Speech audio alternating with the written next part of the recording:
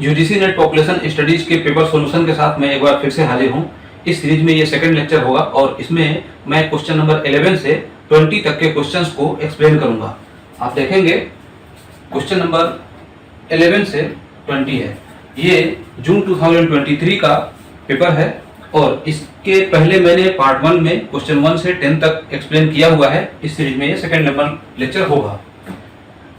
तो सेशन का first number question होगा, बट इस सीरीज में ये 11th नंबर क्वेश्चन होगा पार्ट 2 में। आप यहाँ पर देखेंगे विच of the following correctly represent the components of urban growth in India. India में अर्बन ग्रोथ का कौन सा कंडीशन है जिसको ये फुलफिल करता है। Life expectancy, gross migration rate, urban area reclassification, net rural to urban migration and natural increase. ये 4 दिए हुए हैं, 4 में से आंसर आपको चूज करना है। बेसिकली जो अर्बन ग्रोथ है, अर्बन ग्रोथ के टोटल 4 फेजेस होते हैं। उन 4 फेजेस को मैंने यहाँ पर लिखा हुआ है। आप अगर इसको समझ लेते हैं तो आप यहाँ से आंसर निकाल सकते हैं कि कौन सा आंसर इसमें सही होगा। 4 फेजेस और 4 components of urban growth. Migration है, दूसरा है नेचुरल इंक्रीज, तीसरा है बाउंड्री चेंजेस एंड फोर्थ है डीक्लासिफिकेशन। तो डीक्लासिफिकेशन से आपको यह समझ में आया क्या, रिक्लासिफिकेशन 1 नंबर हो गया। बाउंड्री चेंज का मतलब net rural to urban migration, ये बाउंड्री चेंज होने का ये रूल है, boundary change. And second number पर है नेचुरल इंक्रीज, यहाँ पर नेचुरल इंक्रीज। और ये माइग्रेशन लिखा हुआ है, यहाँ पर आपको माइग्रेशन ग्रॉस माइग्रेशन रेट भी देखने को मिल रहा है, बट ये ग्रॉस माइग्रेशन रेट यहाँ पर नहीं होगा, इसलिए कि ग्रॉस माइग्रेशन रेट तो पता चल रहा है कि ग्रॉस है, बट ये किस एरिया में है, किस डायरेक्शन में है, ये मालूम नहीं इससे चल पा रहा है। इस वजह से ये क्या होगा कि ये वाला आंसर नहीं होगा। अगर इस आंसर में अगर अर्बन वर्ड दिया हुआ होता तो यहां से ये आंसर हो सकता था, just like this, net rural to urban migration.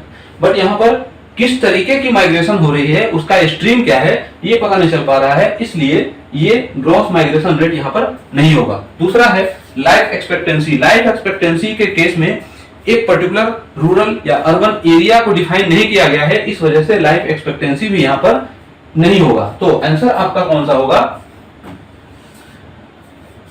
C, D and ई। इसमें आंसर थर्ड नंबर ऑप्शन सही हो जाएगा। यहाँ पर आप देखेंगे जो अर्बन ग्रोथ का जो कंपोनेंट है, total migration, natural increase, boundary changes and declassification, ये 4 तो होता है, बट इस माइग्रेशन के अंदर में भी जो अर्बन ग्रोथ है, वो अर्बन ग्रोथ के पैटर्न को यहाँ पर पता होना जरूरी है कि माइग्रेशन का जो स्ट्रीम है वो किस लेवल का है, अर्बन रूरल से अर्बन की ओर हो रहा है या अर्बन से अर्बन, मतलब किस तरीके का है। बट यहाँ से सिर्फ इस माइग्रेशन से आपको ये मालूम नहीं चल पा रहा है, इसके इंटरनल पार्ट में जब आप जाएंगे तभी आपको मालूम चल पाएगा। इस वजह से ये ग्रॉस माइग्रेशन रेट यहाँ पर आंसर नहीं होगा, सी, डी, ई आंसर आपका सही हो जाएगा। नेक्स्ट क्वेश्चन है 12 नंबर। ये मैचिंग प्रॉब्लम है और हेल्थ रिलेटेड जो प्रोग्राम्स लॉन्च हुए थे 1943 में, पहला आया था health development and health survey and development programme. तो उसी सिलसिले में ये 4 ऑप्शन यहाँ पर 4 दिए हुए हैं और इसको मैच करना है। यहाँ पर आपको 2 तरीके से क्वेश्चन दिए जाते हैं। एक तो इसका इंसेप्शन कब हुआ था, मतलब ये जो कमेटी है, इन कमेटी का गठन कब हुआ था, और दूसरा इस कमेटी ने अपनी रिपोर्ट कब सबमिट किया था। तो इन दोनों को मैच करते हुए क्वेश्चन दिया जा सकता है। इसके पहले के भी एग्जाम जो पेपर हुए थे उस पेपर में भी इस तरीके के क्वेश्चन आए हुए हैं, बट वहां पर आपको जो आंसर मिलेगा वो उसका जो सन होगा, वो सन ईयर वो कुछ अलग दिया हुआ होगा, बट यहाँ पर ईयर अलग है, तो इसका मतलब कंफ्यूज होने की जरूरत नहीं है। वहां पर जो पहले के जो पेपर्स में क्वेश्चन पूछे गए हैं वो कमेटी सबमिशन पे, रिपोर्ट के सबमिशन के ऊपर बेस्ड क्वेश्चन पूछे गए हैं, और यहाँ पर ये मिक्स करके भी दिया गया है। तो जो मुदालिया कमेटी है, ये यहाँ पर मैंने इजी के लिए इसको डायरेक्ट लिख दिया है 1959, ए जो है 2 से कनेक्ट हो जाएगा। देन करतार सिंह कमेटी 1982 में, सॉरी ये 82 नहीं होगा, ये 1972 होगा, इससे बी ये 4th नंबर से हो जाएगा मैच। देन श्रीवास्तवा कमेटी 1974 ये इससे हो जाएगा, और देन कृष्णन कमेटी 1983। एक्चुअली में यहाँ पर ये जो 82 है इसको आप 1982 83 ये लिख सकते हैं, ये कह सकते हैं। तो यहाँ पर ये टोटल ये आंसर हो जाएगा, और अगर आप मैच करेंगे तो किससे मैच होगा, ए का हो जाएगा 2 और यहाँ ए का 2, ये 2 से मैच हो रहा है, ये एलिमिनेशन मेथड से ये 2 कट जाएगा। अब होता है बी का 4 आ रहा है, बी का 4 यहाँ पर 1972 ये दोनों में है। इसके बाद सी श्रीवास्तवा कमेटी ये हो रहा है फर्स्ट से, श्रीवास्तवा कमेटी फर्स्ट से। आंसर आपका सेकंड नंबर ऑप्शन सही हो जाएगा। थोड़ा सा मैं इसमें एक्सप्लेन कर लूं एक दो पॉइंट। जो मुदालिया कमेटी है, ये जो सर जोसेफ भोर कमेटी के बाद, जब भोर कमेटी ने अपनी रिपोर्ट 1946 में सबमिट किया था, उसके बाद इस कमेटी का गठन हुआ उसके प्लानिंग के तहत में। उसी में जिसे health survey and development committee report वो जो भोर कमेटी है वो कहा जाता है उसको, बट ये जो मुदालिया कमेटी है उसको health survey and planning committee. तो वहां पर जो डेवलपमेंट था, डेवलपमेंट, इसके बाद प्लानिंग से रिलेटेड कमेटी बना, तो उसके लिए जो इसके डायरेक्टर हुए वो मुदालिया हुए, और ये 1959 में आया और इन्होंने अपनी रिपोर्ट 1962 में दिया था। इससे रिलेटेड जो आर्टिकल है, जो कमेटी से रिलेटेड, वो मैक्सिमम जो रिलेटेड जो आर्टिकल्स है वो NIHFW के वेबसाइट पर आपको मिल जाएगा, national institute of health and family welfare. उसका लिंक मैंने यहाँ पर लगाया हुआ है, आप डायरेक्ट गूगल पे भी सर्च करेंगे दिस टाइप ऑफ रिपोर्ट्स, आगे लिख देंगे NIHFW, तो आपको डायरेक्ट वो लिंक पर ले जाएगा। आप वहां से रिपोर्ट को पढ़ सकते हैं और वहां से एक नोट प्रिपेयर कर सकते हैं।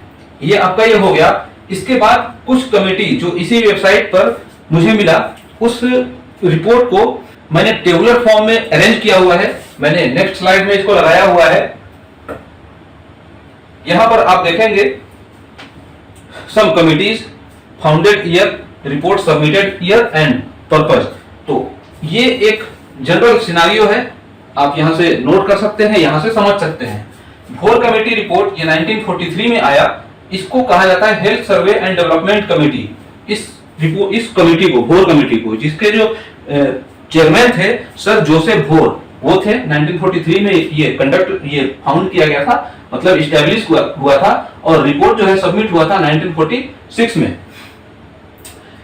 ये इसका पर्पस क्या था, setting up of 3 tyre of health care system.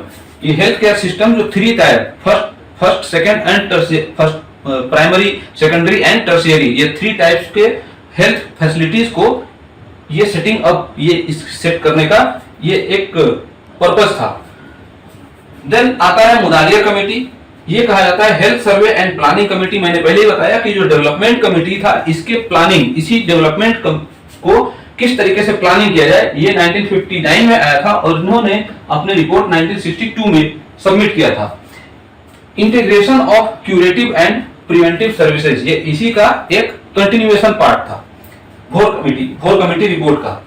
Then आता है चड्ढा कमेटी। आपके क्वेश्चन में ये चड्ढा कमेटी नहीं दिया गया है। चड्ढा कमेटी 1963 में आया, इसके जस्ट कंप्लीट होने के बाद 63 में इसका रिपोर्ट सबमिशन का मुझे नहीं मिला। ये कब इन्होंने रिपोर्ट सबमिट किया था, आपको ये याद रखना चाहिए कि 1963 में ये फाउंड किया गया था।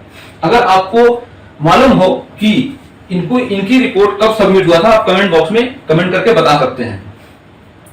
इनका क्या था, extensive education for all national health programmes.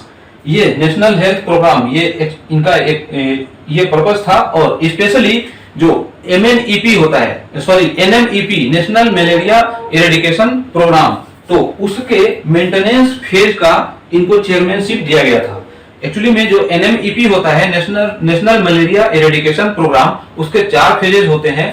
Preparatory phase first number होता है, दूसरा अटैक फेज, तीसरा कंसोलिडेशन फेज, और चौथा होता है मेंटेनेंस फेज। तो जो ऊपर के जो 3 फेजेस हैं, वो 3 फेजेस के लिए एक स्पेसिफिक कमिटी बनाई गई थी, जिसके तहत में NMEP जो नेशनल मलेरिया इरेडिकेशन प्रोग्राम है उसको मॉनिटर किया जा रहा था, और उसके मेंटेनेंस वाले फेज को मॉनिटर करने के लिए चड्ढा कमेटी का गठन किया गया था 1963 में।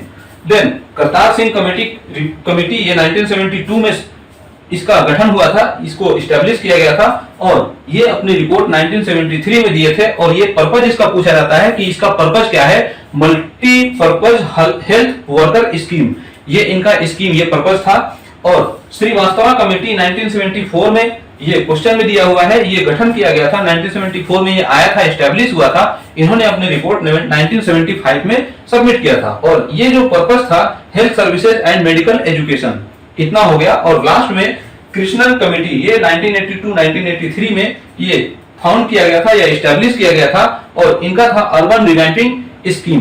तो ये जो क्वेश्चन दिया गया है उस क्वेश्चन के बेसिस पर इसको मैंने लिखा है। ये जो रिपोर्ट है, रिपोर्ट सबमिटेड, ये रिपोर्ट आपको वेबसाइट पर मिल जाएगा। आप जब देखेंगे आपको समझ में आएगा। मैंने इसको यहां पर मैंने ओपन करके भी लिखा हुआ है, सॉरी ओपन नहीं किया है, 1 मिनट, मैंने सर्च किया हुआ है, आप यहां से देख सकते हैं। ये रिपोर्ट आ जाता है, यहां पर आप देखेंगे भोर कमेटी रिपोर्ट यहां पर है। ये 1946 जो आपको दिख रहा है, ये सबमिशन का डेट है, बट जो भोर कमेटी है वो 1943 में आया था। इसी तरह से सीरियल वाइज आप देखेंगे मुदालियर कमेटी 1962, आपके जो पेपर है उस पेपर में 1959 दिया हुआ है। मतलब यह है कि 1959 में ये एस्टैब्लिश हुआ था और इन्होंने अपनी रिपोर्ट 1962 में दिया था। और जब आप ये जो व्यू रिपोर्ट है इस पर क्लिक करेंगे, ये एक रिपोर्ट डाउनलोड होगा और उसमें आप ये पढ़ सकते हैं, समझ सकते हैं इसमें क्या। यहां पर आप देख सकते हैं अगस्त से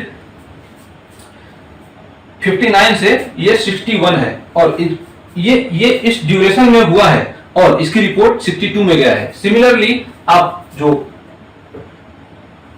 और भी तरह की जो रिपोर्ट्स हैं उसको आप यहां पर देख सकते हैं। Mukherjee committee, then Jungalwalla committee, Kartar Singh committee, similarly like this Srivastava committee और उसके आगे भी। तो आज आप इस वेबसाइट को आप एक्सप्लोर करिए, यहां से आपको बहुत सारी चीजें मिलेगा जो कि आपके कमिंग एग्जामिनेशन या आपके नॉलेज के लिए भी बेहतरीन होगा और फायदेमंद होगा। आपके रिसर्च आर्टिकल में भी ये काम आ सकता है।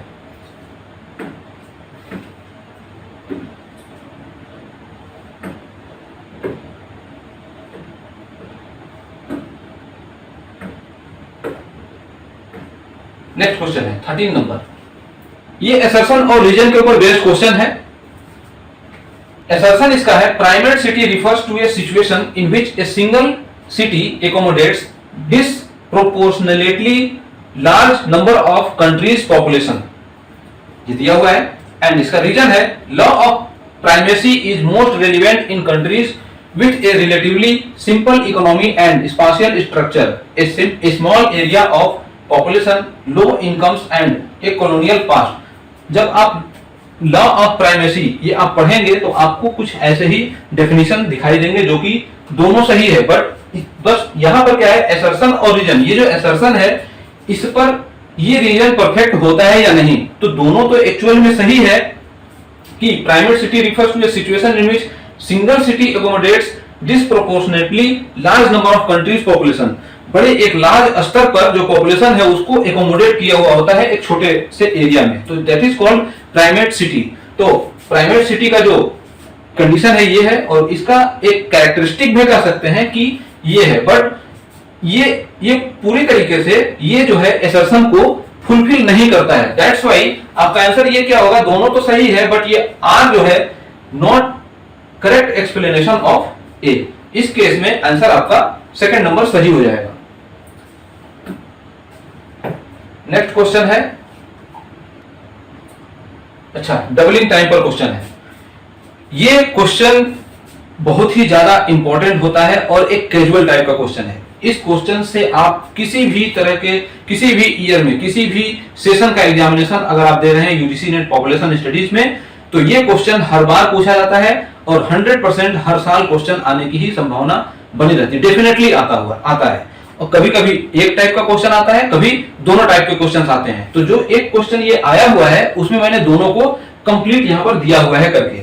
आप यहाँ पर देखेंगे लिखा हुआ है, how many years it takes the population to double with a growth rate of 3.5। ये 3.5% के ग्रोथ रेट पर कोई पॉपुलेशन बढ़ रही है तो कितने साल में वो डबल हो जाएगी। इसका सिंपल ये दो तरीके का होता है, ये दोनों मैं कई बार एक्सप्लेन भी किया हुआ है, यहां पर भी मैं एक्सप्लेन कर रहा हूं कि डबलिंग टाइम में अगर आपको एक डेफिनेशन टाइप का क्वेश्चन दिया गया हो, जो डिफाइन करके दिया गया हो थ्योरेटिकल टाइप में, तो उसका आंसर हमेशा ये होता है doubling time is equal to log 2 base e divided by r। इसको थोड़ा सा मैं बड़ा लिख दूं, log 2 base e divided by r। ये होता है अगर थ्योरेटिकल टाइप में क्वेश्चन पूछा गया है, डेफिनेशन इसका पूछा गया है तो सिंपल यही एक क्वेश्चन होता है। दूसरा रूल ऑफ 70, अगर कभी भी ये परसेंटेज दिया हुआ हो, रेट ऑफ चेंज ये रेट दिया हुआ हो, तो उस केस में 70 रूल ऑफ 70 यूज करते हैं 70 बाई r। 70 बाई r इसको आप डिवाइड कर दीजिए, जो आंसर आएगा वही आपका आंसर हो जाएगा। 70 में 3.5 से डिवाइड करेंगे, क्या आएगा 20, तो इसमें जो 20 होगा ये आंसर हो जाएगा। मतलब ये हुआ कि कोई भी पॉपुलेशन जिस रेट से बढ़ रही है उस रेट से बढ़ते हुए कितने समय में वो डबल हो जाएगी। कोई भी पॉपुलेशन है, ये पॉपुलेशन P है, अगर ये रेट से 3.5% के रेट से बढ़ रही है तो ये 20 इयर्स में 2P हो जाएगी। सिंपल था, ऐसे समझ सकते हैं। इसलिए इसका आंसर कोई भी पॉपुलेशन है तो ये 20 इयर्स में ये डबल हो जाएगा। नेक्स्ट है लाइफ टेबल पर के ऊपर बेस्ड क्वेश्चन है। ऑफिशियल आंसर की में किस तरीके से उन्होंने दिया हुआ है आई डोंट नो, बट इसका जो कॉन्सेप्चुअल तरीका है सॉल्व करने का वो ये होगा कि the size of the total population in life table. ये लाइफ टेबल में एक टोटल पॉपुलेशन कौन सा शो करता है। इसमें होता है L0 या इसको कहेंगे L0, ये इनिशियल पॉपुलेशन कहलाता है या टोटल पॉपुलेशन कहलाता है। इसको हम और भी इन सब नामों से जानते हैं।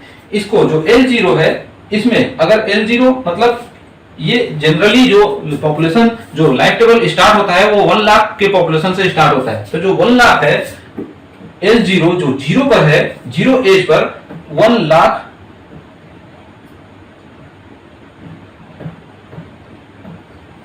ये पॉपुलेशन, ये radix of the life table ये कहलाता है। इसको size of the birth cohort ये भी कर सकते हैं, population of the life table, survivorship of the life table and initial birth of the life table, और इसी को total population of the life table ये कहा जाता है। तो ये L0 होता है। इसके अलावा इन सबों के बारे में आपको सोचना ही नहीं है।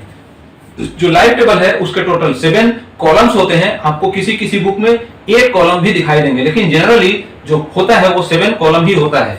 वो 7 कॉलम कुछ इस तरीके का होता है, first second third up to 7। ये होता है X एज, ये एज X होता है, और ये LX है, ये टोटल पॉपुलेशन है, ये DX है एट द एज, ये death between age X to X+1। Actually में ये कंप्लीट और एवरेज दो तरीके का लाइफ टेबल होता है, जिसमें जो इंटरवल है वो 1 ईयर का इंटरवल हो, 1 2 3 4 5 मतलब, तो उस तरीके जो ये इस टाइप का जो लाइफ टेबल कहलाएगा वो होता है कंप्लीट लाइफ टेबल, और जिसमें ड्यूरेशन 5 इयर्स या 10 इयर्स के ड्यूरेशन में दिया हुआ हो एज इंटरवल, वो होता है एवरेज लाइफ टेबल। तो यहाँ पर दोनों का जो कंडीशन है, दोनों का जो कॉन्सेप्ट है समझने का सेम होता है। यहाँ पर मैंने कंप्लीट लाइफ टेबल के केस को लिया हुआ है।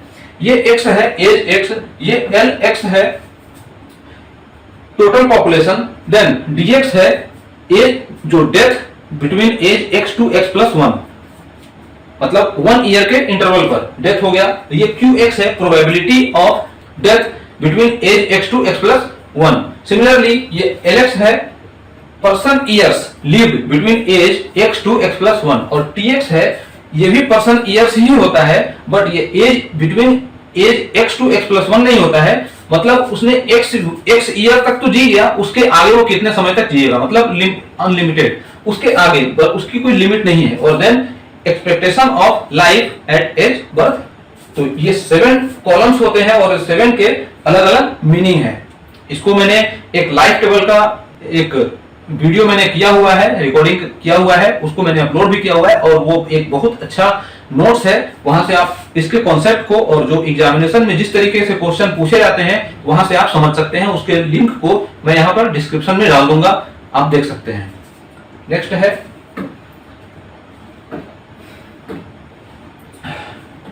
करंट डेटा के ऊपर बेस्ड क्वेश्चन हो गया, ये HIV एड्स पर रिलेटेड क्वेश्चन है। यहां पर है as per the HIV estimates report 2021 published by NACO National AIDS Control Organisation, the estimated adult HIV prevalence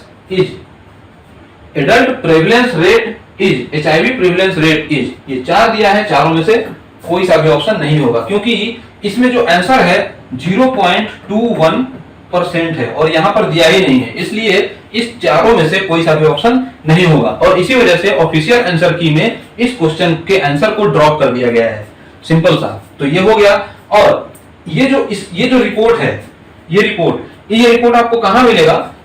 आप गूगल पे सर्च करेंगे तभी, ये तो चूंकि करंट डेटा है, आपको इसी जगह पर जाना पड़ेगा और सर्च करना पड़ेगा, आपको मिलेगा। वहां पर आप देखेंगे 0.21% जो केस है एडल्ट HIV प्रिवेलेंस रेट है, ये मिलेगा आपको इस वेबसाइट पर। मैं क्लिक नहीं करूंगा, ये PDF फॉर्मेट है, इसके लिंक को मैं डिस्क्रिप्शन में डाल दूंगा, आप वहां से नोट कर लीजिएगा।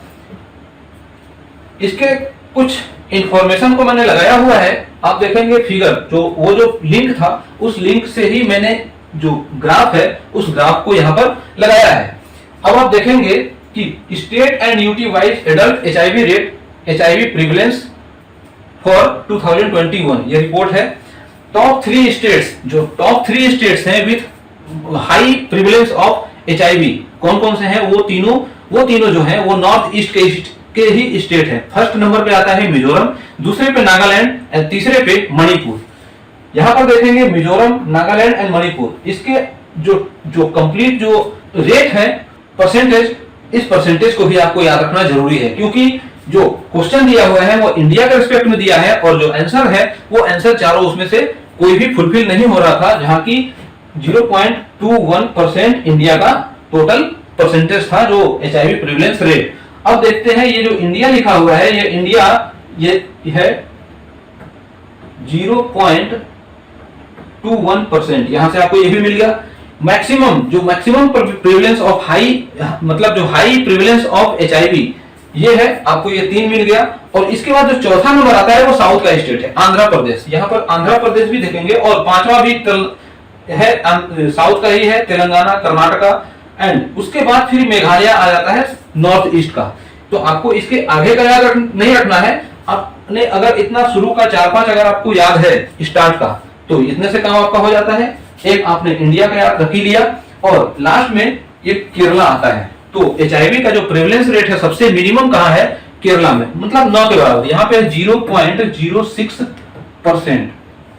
तो ये और केरला है और साथ साथ में जम्मू एंड कश्मीर, लद्दाख भी है, तो इन दोनों का इक्वल है 0.06%। तो ये एक फिगर है, यहां से आप नोट कर सकते हैं। नेक्स्ट क्वेश्चन है 17 नंबर। ये क्वेश्चन है, ये भी क्वेश्चन एक बहुत अच्छा क्वेश्चन है। Which of the following is known as the father of demography? और इस क्वेश्चन का आंसर तो मैं नहीं बताने वाला हूं, बिल्कुल नहीं। आप कमेंट में आप बताइए, आपके पास 4 ऑप्शन दिए हुए हैं, John ground, John Gongard, John Cleland and John Hunter. Next question है 18 नंबर। इस क्वेश्चन का आंसर आप जरूर दीजिएगा, मैं देखना चाहता हूं किस किस को पता है। Which of the following data source give data on immigration rate of India? Immigration rate of India, इसमें से कौन सा डेटा प्रोवाइड करता है? पहला है सेंसस ऑफ इंडिया, दूसरा सैंपल रजिस्ट्रेशन सिस्टम, तीसरा है नेशनल फैमिली हेल्थ सर्वे, चौथा है नन ऑफ दिस। एक्चुअली में जो माइग्रेशन पर डेटा हमें मिलता है वो सेंसस से मिलता है, बट यहाँ पर जो दिया हुआ है वो माइग्रेशन रेट दिया हुआ है, सॉरी इमिग्रेशन रेट। तो इमिग्रेशन क्या है? माइग्रेशन का ही एक पार्ट है।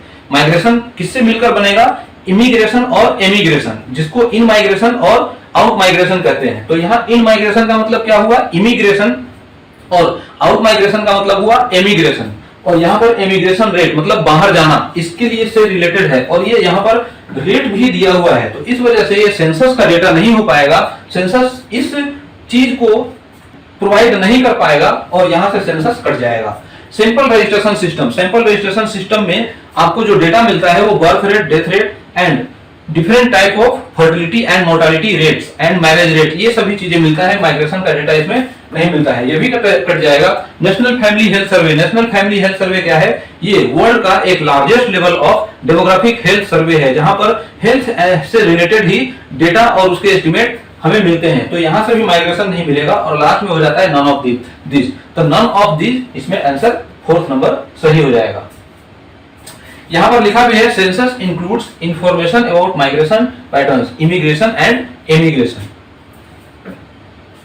नेक्स्ट क्वेश्चन है 19 नंबर। यहां पर ये अरेंज करना है। Arrange the following countries in descending order in terms of number of people age 65 years and above in recent years.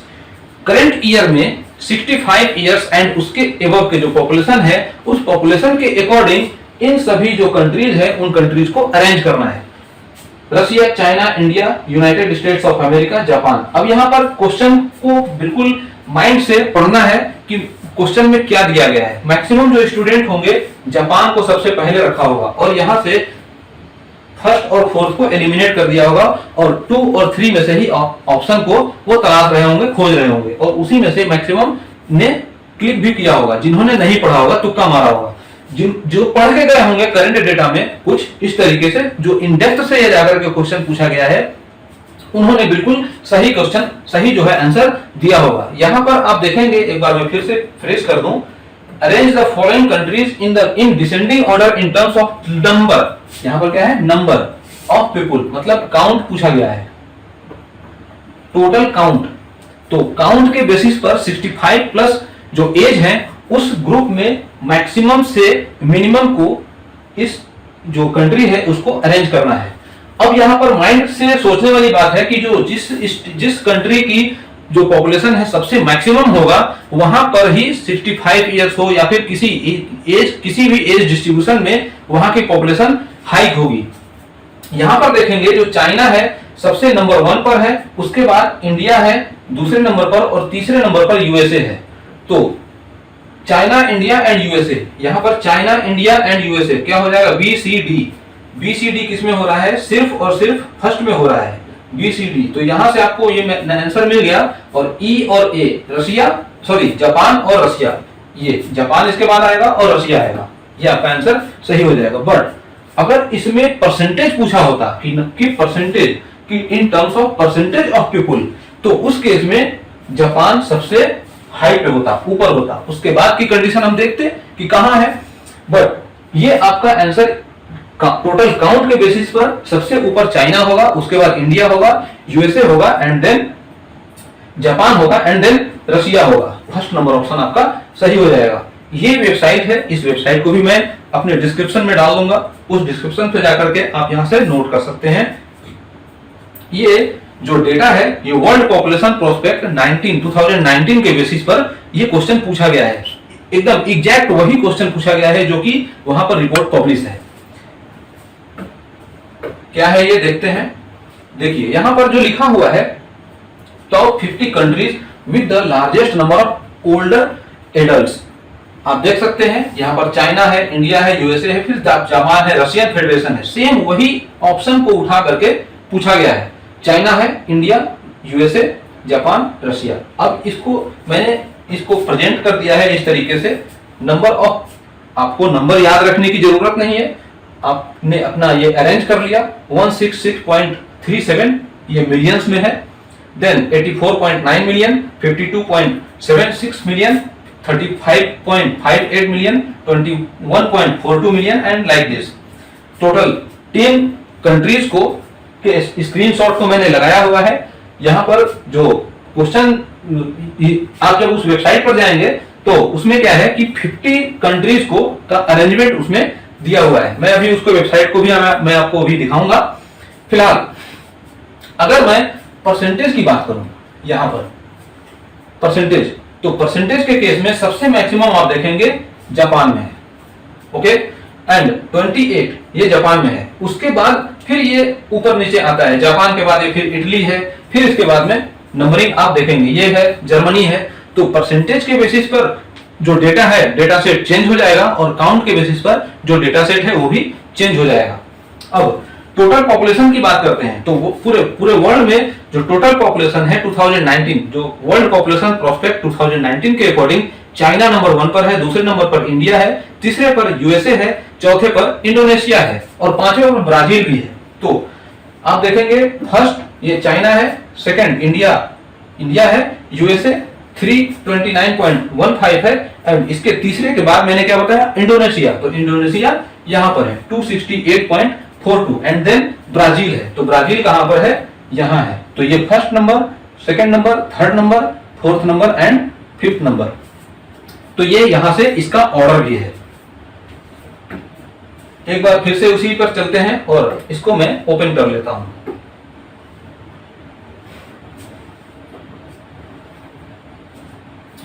ये आप देखेंगे ये पीआरबी है का वेबसाइट है, ये ऑफिशियल वेबसाइट है कंट्री लेवल पर।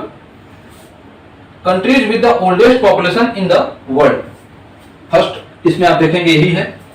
देन जो मैंने वहां पर टेबल लगाया हुआ है, सेम यही टेबल है, मैंने इसके स्क्रीनशॉट को वहां पर चिपकाया हुआ है, आप आसानी से समझ सकते हैं। ये देख रहे हैं top 50 countries with the largest number of older population. अच्छा, इसके साथ साथ में और आप क्या कर सकते हैं, ये जो टेबल मिला आपको, इस टेबल से ये जो तीन तरह की चीजें दी हुई हैं, प्रिंट, सीएसवी एंड कॉपी, इस रिपोर्ट को आप प्रिंट भी कर सकते हैं।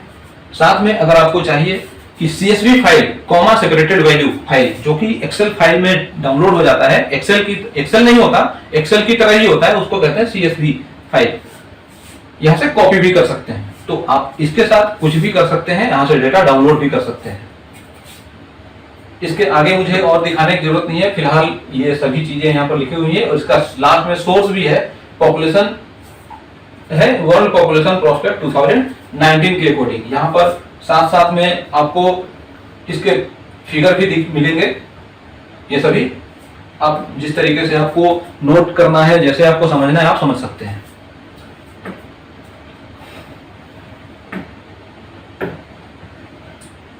इसके बाद नेक्स्ट क्वेश्चन है 20 नंबर और इस सेशन का ये लास्ट क्वेश्चन होगा। 10 नंबर को 10 क्वेश्चन अभी यहां पर कंप्लीट भी हो जाएगा।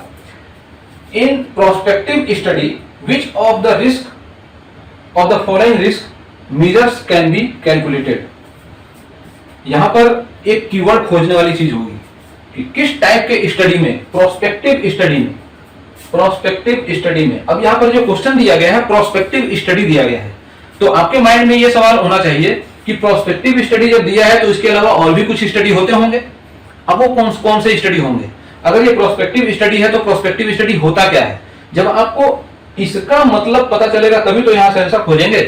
सिंपल सा है कि प्रोस्पेक्टिव के बारे में आप पहले समझ लीजिए, उसके बाद यहां से आंसर मिल जाएगा। प्रोस्पेक्टिव स्टडी क्या होता है?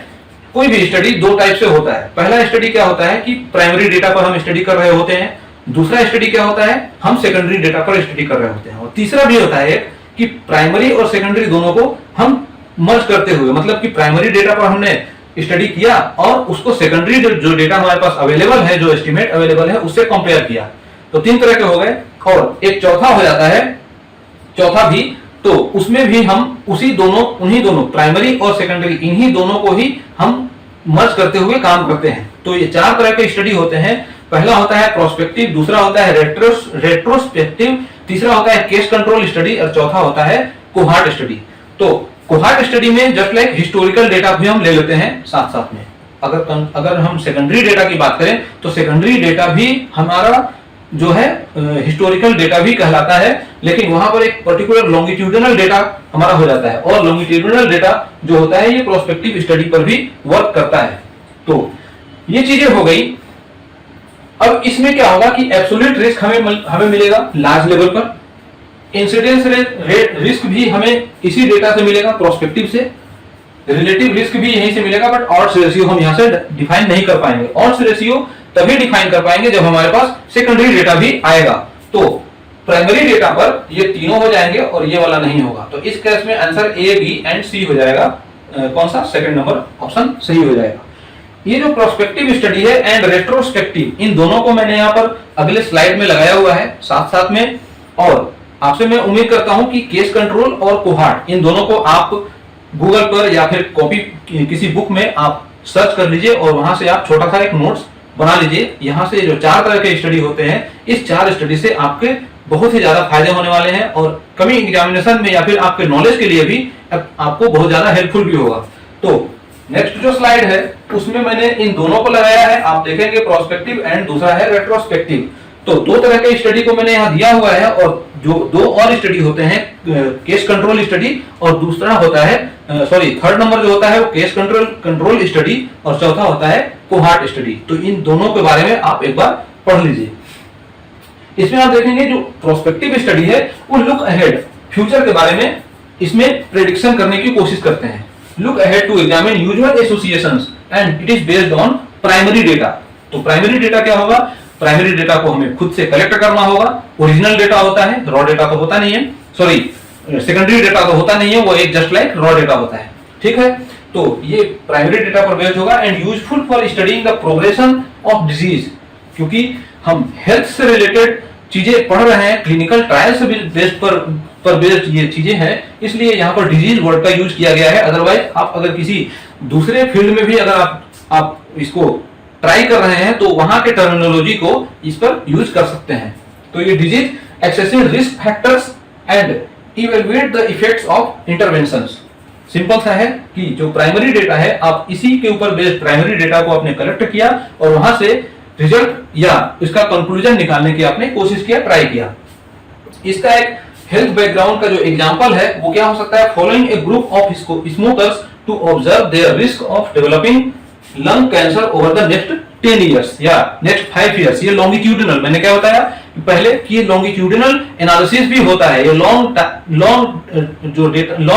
टाइप के जो बिहेवियर है उस पर भी ये वर्क करता है। तो यहाँ पर ये इसके बेसिस पर भी आप समझ सकते हैं कि जो प्रोस्पेक्टिव स्टडी है वो लॉन्गिट्यूडिनल एनालिसिस देता है। देन रेट्रोस्पेक्टिव स्टडी है, इसके जस्ट उलट होता है। अगर ये अहेड की बात करेगा तो ये बैक की बात करेगा। यहाँ पे लुक बैक टू कलेक्ट और पास्ट हिस्टोरिकल डेटा, ये हिस्टोरिकल डेटा पर ये काम करता है। और साथ में जब सेकेंडरी डेटा है तो सेकेंडरी से भी ये कुछ, क्योंकि कहीं कोई एक मीडिया रिपोर्ट है, कोई एक रिसर्च आर्टिकल है, वहां से वो रिपोर्ट लेकर के और वहां के जो एस्टिमेट है उनको हम यूज करके जो स्टडी निकालते हैं, जो फाइंड आउट करते हैं, जो हमारा कंक्लूजन होता है, इन्फरेंस हम निकालते हैं, that is called retrospective study. ये सेकेंडरी डेटा के ऊपर बेस्ड होता है, useful for studying rare disease और events that may have occurred before the study was conceived. किसी भी स्टडी को कंसीव या कंप्लीट करने से पहले जो पहले से कुछ घटनाएं घटित हो चुकी हैं उनके बारे में कुछ एनालिसिस करना, वहां से कुछ रिजल्ट निकालना, वो कहलाएगा रेट्रोस्पेक्टिव स्टडी। इसका एग्जांपल क्या हो जाएगा? Analysing medical records to investigate the association between a specific treatments and patient outcomes. Simple सा है, आप यहां से जितना भी मैंने कोशिश किया समझाने की एक प्रेजेंटेशन के थ्रू, आपको समझ में आया होगा ये चीजें जो कि इसके ऊपर बेस्ड था। तो सिंपल ये जो क्वेश्चन आया हुआ था यहां पर, ये प्रोस्पेक्टिव स्टडी, तो मैक्सिमम जो हम केस में क्या देखते हैं कि जो ऑप्शन दिया हुआ है, अब इसी ऑप्शन में डायरेक्ट हम खोजने लगते हैं कि इसमें क्या आंसर होगा। बट जो क्वेश्चन के अंदर में ही एक कीवर्ड दिया होता है, आपको उस कीवर्ड तक पहुंचना है कि उस कीवर्ड के बारे में ही क्वेश्चन जो दिया हुआ है उसका आंसर क्या होना चाहिए। यहां पर आपसे सिंपल इसी कीवर्ड के बारे में क्वेश्चन पूछा गया है प्रोस्पेक्टिव स्टडी से रिलेटेड। तो उस केस में ये ऑड्स रेशियो तो 100% है कि ये नहीं होगा, बाकी ये तीनों ही होगा। तो मुझे उम्मीद है कि मैंने जो अभी एक्सप्लेन किया 10 क्वेश्चन, वो क्वेश्चन आपको समझ में आ गए होंगे और मैंने जो ट्राई किया कि किस तरीके से, किस लेवल से मैं इसको एक्सप्लेन कर पाऊं अपने प्रेजेंटेशन के थ्रू, मैं जरूर उसमें सक्सेस भी हुआ होऊंगा आपको समझाने में। तो मुझे उम्मीद है कि आपको ये पसंद आया होगा और आपने इन सभी मटेरियल्स को कॉपी पर नोट कर लिया होगा और अगले एग्जामिनेशन के लिए आप बिल्कुल तैयार हो चुके होंगे और तैयार अपनी जो प्रिपरेशन है वो कंटिन्यू कर रखे होंगे। तो मिलते हैं अपने नेक्स्ट वीडियो में एक नए मटेरियल के साथ, जिसमें मैं इसके आगे के सेशन को आगे बढ़ाऊंगा और कोशिश करूंगा कि एक स्टैंडर्ड लेवल के इंफॉर्मेशन को मैं आपके साथ शेयर कर पाऊं। Thanks for watching.